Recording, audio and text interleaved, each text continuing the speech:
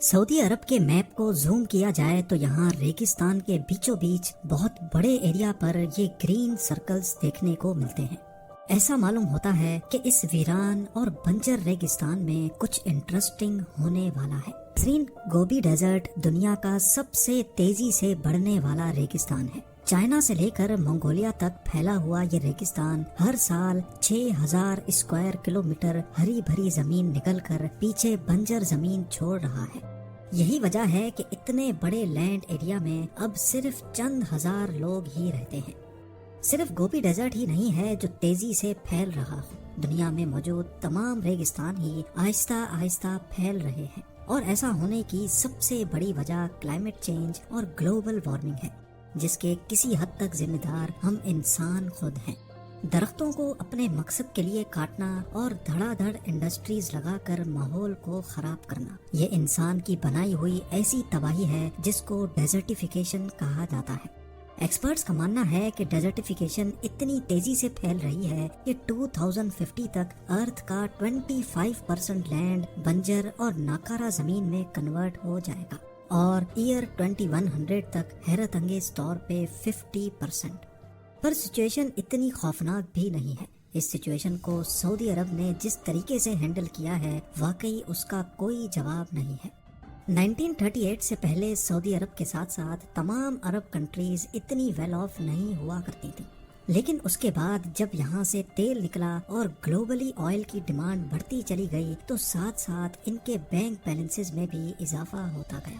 کئی سالوں تک تو اسی پیسے پہ عیاشیاں چلتی رہی، بڑے بڑے محلات، ایکسٹرا لگژری لائف سٹائل، اور پیسہ اتنا کہ گننے کا ٹائم بھی نہیں تھا۔ یہ سب کچھ آئل سے ملنے والے پیسوں کا نتیجہ تھا، اور آئل بھی اتنا جو ختم ہونے کا نام بھی نہیں لے رہا تھا۔ سعودی عرب کے پاس آج بھی اتنے آئل ریزروز ہیں کہ اگر وہ دنیا میں ایکسپورٹ نہ کرے تو اگلے 221 سالوں تک وہ اپنی کنزمپشن پوری کر سکتا ہے۔ لیکن وہ آئل ہی تو ہے جس کو سیل کر کے ایکسپورٹ کر کے سعودی آج اس مقام پر کھڑا ہے۔ آئل ایکسپورٹ کرنا سعودی عرب کی مجبوری ہے، اور یہ بات دیر سے ہی صحیح پر سعودی عرب کے لیڈرز کو سمجھ آ ہی گئی۔ کئی سالوں تک سعودی عربیہ کو کسی چیز کی بھی کمی محسوس نہیں ہوتی تھی۔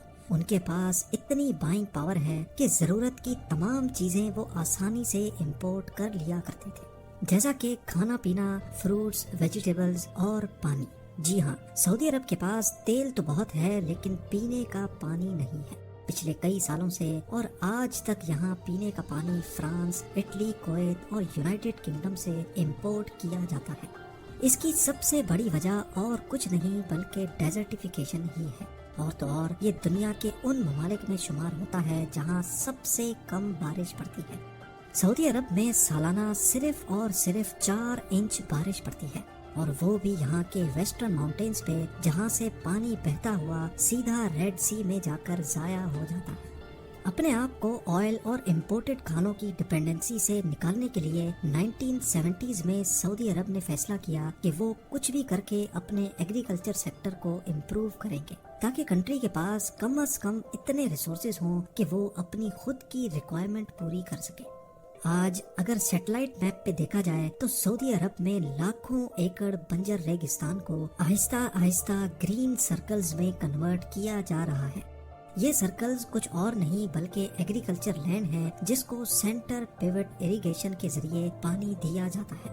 اس میں اسپیشلی ڈیزائنڈ اسپرنکلرز کے ذریعے فارمز کو صرف اتنا پانی دیا جاتا ہے جتنی ریکوائرمنٹ ہوتی ہے۔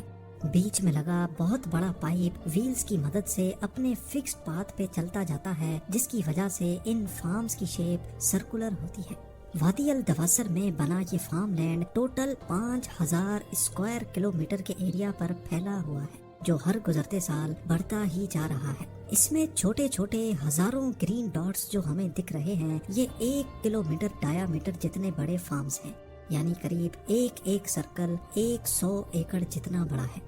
نارمل اریگیشن سسٹم، جس کو فلڈ اریگیشن بھی کہا جاتا ہے، اس میں زیادہ تر پانی زمین ایبزارب کر لیتی ہے اور کافی ایواپریٹ بھی ہو جاتا ہے۔ لیکن کیونکہ سینٹر پیوٹ اریگیشن میں صرف اتنا ہی پانی دیا جاتا ہے جتنی فصل کو ضرورت ہوتی ہے، یہی وجہ ہے کہ اس میں 90% پانی کی بچت کی جاتی ہے۔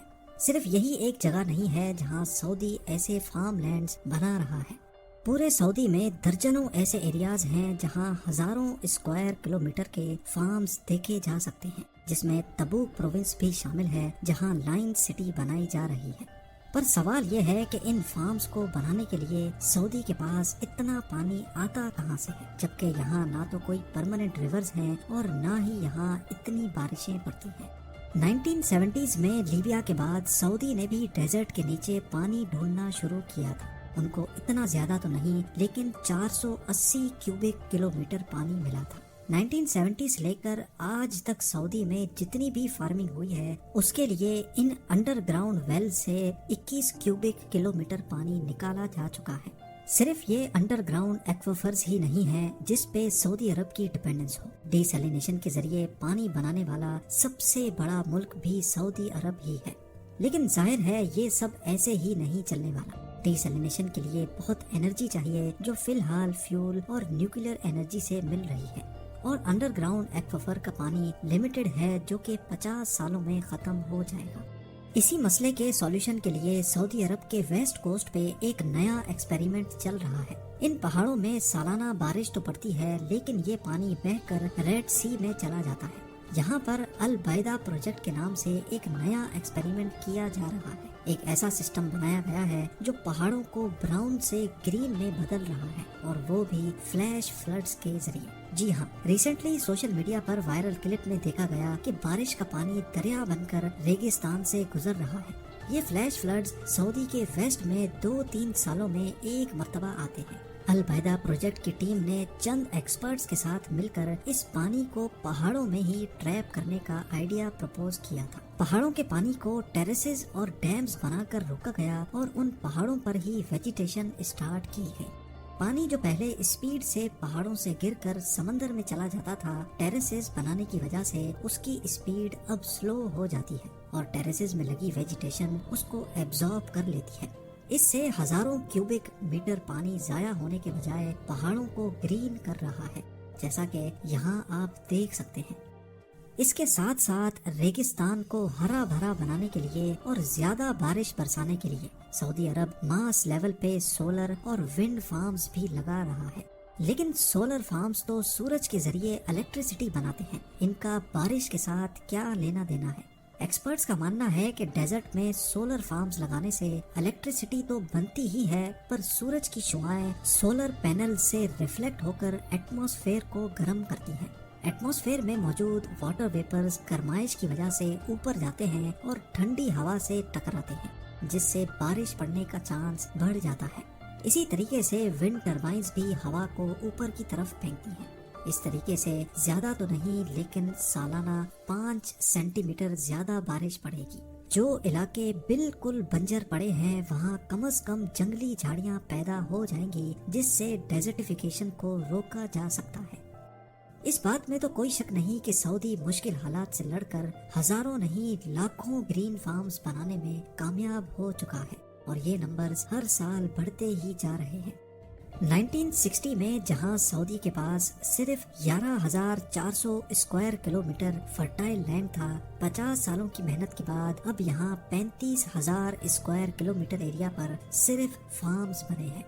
یہ ایریا اتنا ہی ہے جتنا بڑا تائیوان یا پھر بیلجیم ہے۔ آج سعودی عربیہ اتنا سیلف سفیشینٹ ہو گیا ہے کہ وہ انٹرنیشنل مارکیٹ میں کموڈیٹیز ایکسپورٹ بھی کر رہا ہے، جس میں کارنز، سویا بینز، ٹری نٹس، ویٹ اور رائس شامل ہیں۔